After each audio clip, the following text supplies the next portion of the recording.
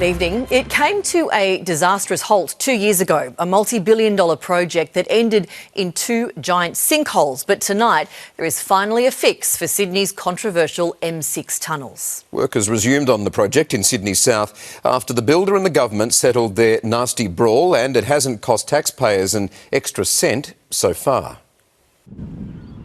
Signs of life at the end of the tunnel, a deal to finish Sydney's multi-billion-dollar road to nowhere. We're 90% there, we want that other 10% completed. It was early 2024, the ground opened up, twice halting construction, with a dispute since about how to fix it and who'd cop the likely billion-dollar bill. The contractors threatening to walk, the government digging in. What this agreement brings is a very substantial win for taxpayers. They are not going to be on the hook for this subsidence. The $3 billion 4-kilometre twin tunnels will link President Avenue Kogarah to the M8. It's the last 240 metres that need to be finished, sunk by those sinkholes. Before they can recommence tunnelling, they need to ensure that the ground is stable. They are proposing to use grout injecting, which is effectively putting cement into the ground to stabilise it ahead of the tunnelling for that last section. While insisting we won't pay any more for that repair, the Roads Minister admits contractors could push for other cost increases, with $5 million already spent on lawyers. Just when this project will finally match what's been promised isn't exactly clear. The latest estimate was for an opening in 2028, but now the government isn't ready to say.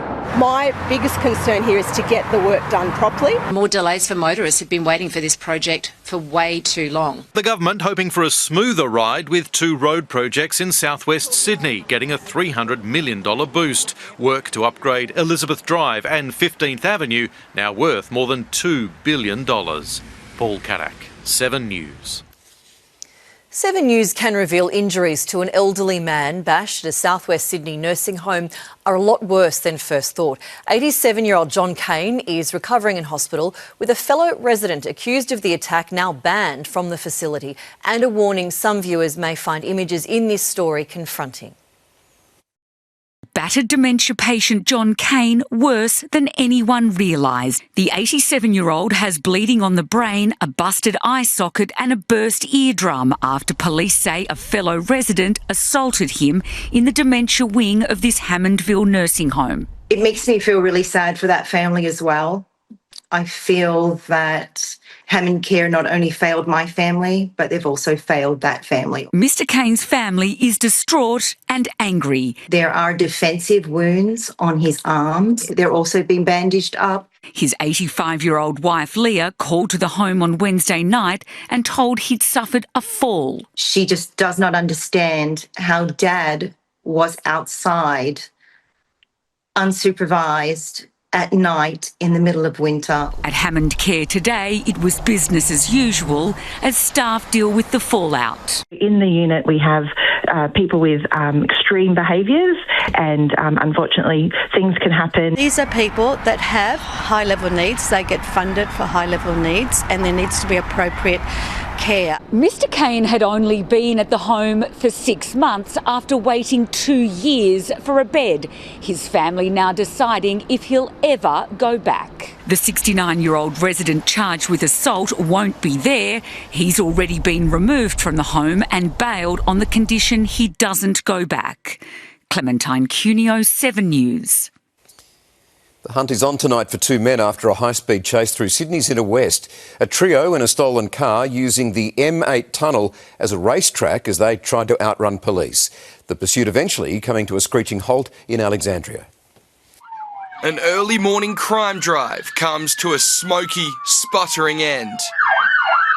The front tyres blown on a stolen Audi S5 on Lawrence Lane, Alexandria, just before 6. 3 people inside ditch the car and run. Police give chase and catch up with one of them, 29-year-old Shanae Haynes, accused of being a passenger in the stolen car. We could barely speak with how scared we were. The driver and male passenger somehow escaped. And all of a sudden we hear a massive loud thud on the roof. Police, including the dog unit, not far behind, searching for the men high and low, even inside homes. I just woken up and just saw this guy jumping everywhere, all over our roofs, and he was crazy. The chase started after a break-in on Spencer Street, Summerhill, half an hour earlier. Natalie McLaren's husband had to fight them off. He was standing in the backyard with like a lightsaber with a baseball bat. The would-be thieves fled police, speeding through the M8 tunnel, eventually ending up in Lawrence Lane in Alexandria. That Audi was stolen from Newtown in early May. While the driver and the male passenger were able to outrun pursuing officers, the chase isn't over yet. Police have retrieved fingerprints and other clues from the stolen car, and they believe they know who they're looking for. Clothing and headphones among the items seized. Haynes remains in custody. Rex Quayle, 7 News. A 6-year-old girl and her father have been laid to rest after they drowned in a suspected murder-suicide on the Parramatta River on Saturday. The pair was farewelled in an emotional joint funeral at Rouse Hill today. Police believe the 47-year-old threw his young daughter from a rented boat before entering the water himself. Both couldn't swim. Well, shock jock Kyle Sandilands has told Australians to vote 1 for Pauline Hanson and get behind the orange wave to oust the Labor government. Sandilands today revealed he and Hanson have a newfound friendship, and he refers to her as Auntie Pauline. Ungagged and uncensored. We're building windmills that are the ugliest things, and they don't even work. Carl Sandilands admitting all that idle time after being axed by Kiss FM led him down a political rabbit hole. Let's put this orange bulldozer through this government and just get rid of the waste. Joining the One Nation bandwagon, helping Pauline Hanson with PR. She reached out when I got flicked. Very nice, very empathetic. So I now call her Auntie Pauline. It's not a formal arrangement, at least not yet. They're just mates. Vote for Pauline, the orange wave. He's been in touch with the Prime Minister too. Albo rang me 2 weeks after I'd been fired. But it was his former breakfast radio competitor, Ben Fordham, who got Kyle riled. This guy is a fake. Unleashing on 2GB's marquee man, saying Fordham trashed him on air after his dramatic Kiss exit, then asked for an interview. The guy stands for nothing.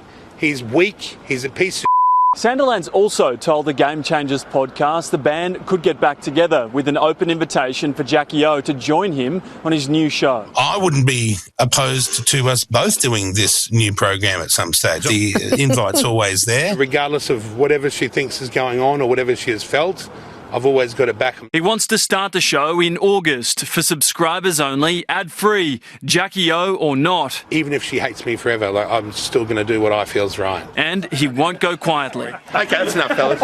Tom Saker, 7 News.